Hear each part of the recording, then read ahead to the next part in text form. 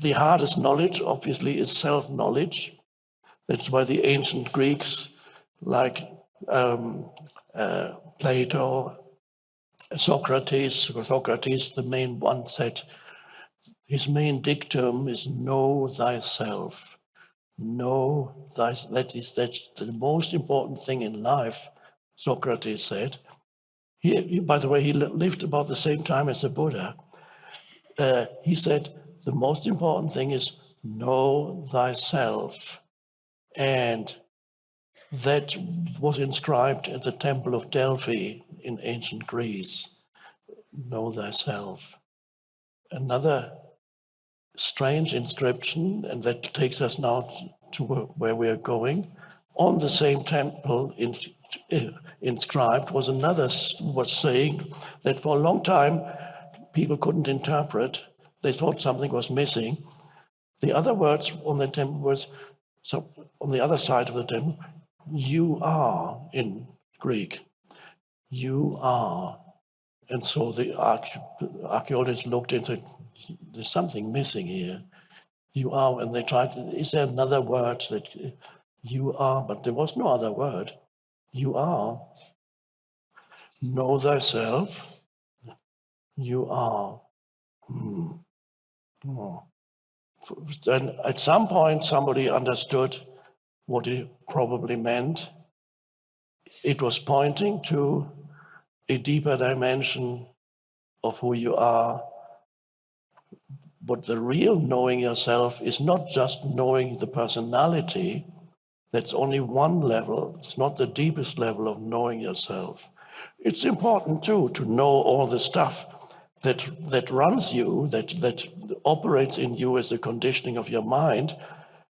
This kind of thing people go to a psychoanalyst for. They want to know thyself. What the psychoanalyst or psychiatrist can do for you is he can show you all kinds of things from your past. And if you go to a psychoanalyst, you can go for many years. Some people go for 20 years, 20, 30 years to a psychoanalyst, once or twice a week. Okay, and the story goes on, and discover more and more intricate things about your childhood. And then what happened? And how did you feel about that? And then what did your mother say when you? And then up to a point it's helpful, but then it goes on, and you get trapped in that level, and it becomes more and more complex. One level of knowing yourself is knowing how your ego operates, being able to witness it. For example, as I mentioned, in an argument, you become emotional and you witness it. Oh, so another faculty is there behind the conditioned mind that can observe what you're doing and say, oh, you're becoming very angry about nothing. So maybe you're shouting, but in the back there's something that has arisen. It's an awareness. It says you're shouting about nothing. You're witnessing what the ego is doing. This means that the beginning of the end of the ego. The witnessing faculty is the awareness. You are. So if you translate it into you, you'd have to say, I am. Okay. I am. And what am I? So let's investigate now this level of deeper identity. I call it the deep I as opposed to the surface I. The deep I, to find that which is underneath the person.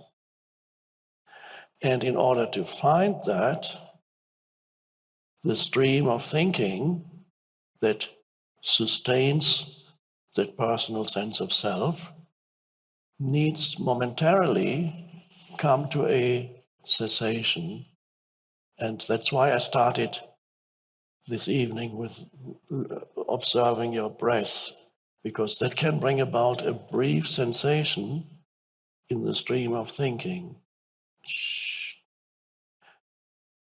And in that moment, awareness remains.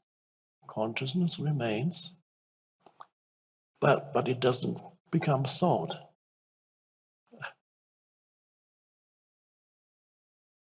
And this is a very strange thing to realize from the egoic point of view.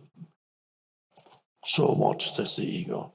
It doesn't realize that that is of extraordinary importance to find that, to discover that dimension that is deeper than the egoic self, that is a dimension of consciousness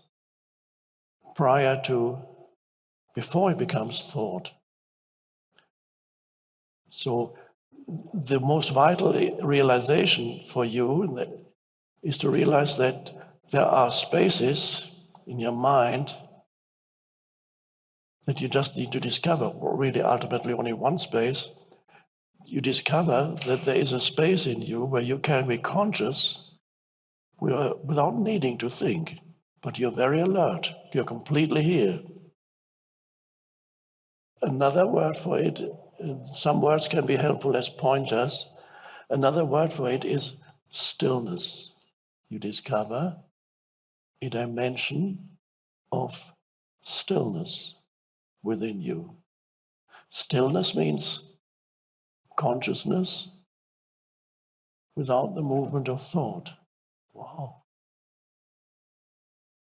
And you can still perceive everything. In fact, you perceive it more acutely, more deeply, when you are not labeling mentally thought, when you are not labeling mentally what you're perceiving. You can look around, flower, room, sky.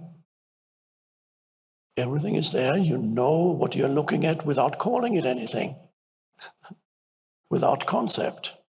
And you haven't gone to sleep, because normally humans becoming free of thinking, the only way they can do that when they haven't awakened, they have to go to sleep, or they have to take some kind of drug that slows down your mind. There may be a place for drugs in certain cases, sacred surroundings. Don't need to go there, it takes too long. But the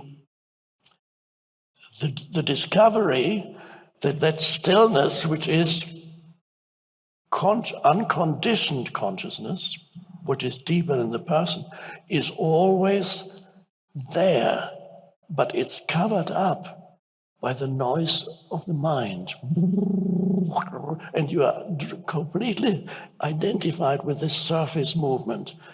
So you can't find the deeper self, where there is enormous peace and a deep sense of aliveness that gives you everything that you had been looking for as a surface egoic entity in this realm of this physical realm, or this even psychological realm.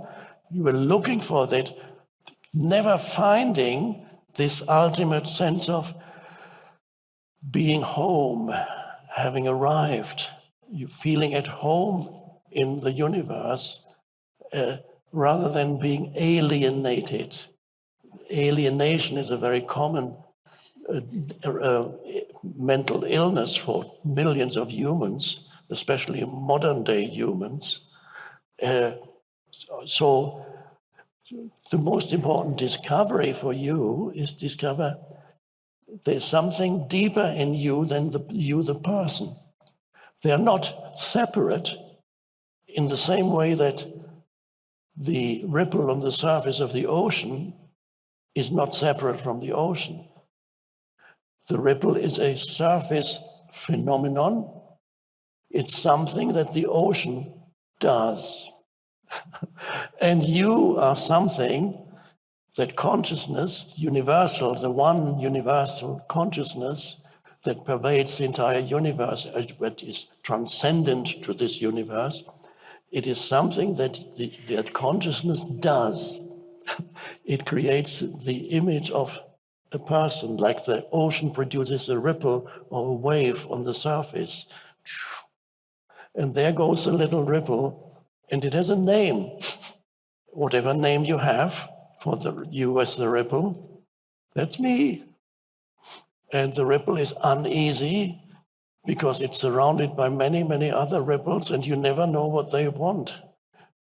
Some ripples may be dangerous, they don't want, you may defend yourself, and others you think, if I incorporate this ripple into myself, I become a bigger ripple. I need you. In other words, you fall in love.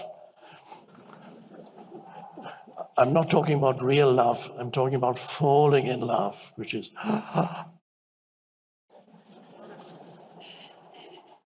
come, I need you. Don't you dare leave me, though.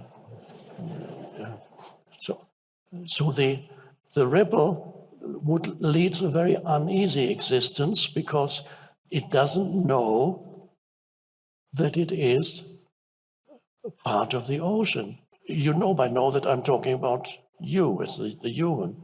Every human is a ripple on the surface of being, the vastness of being, of consciousness.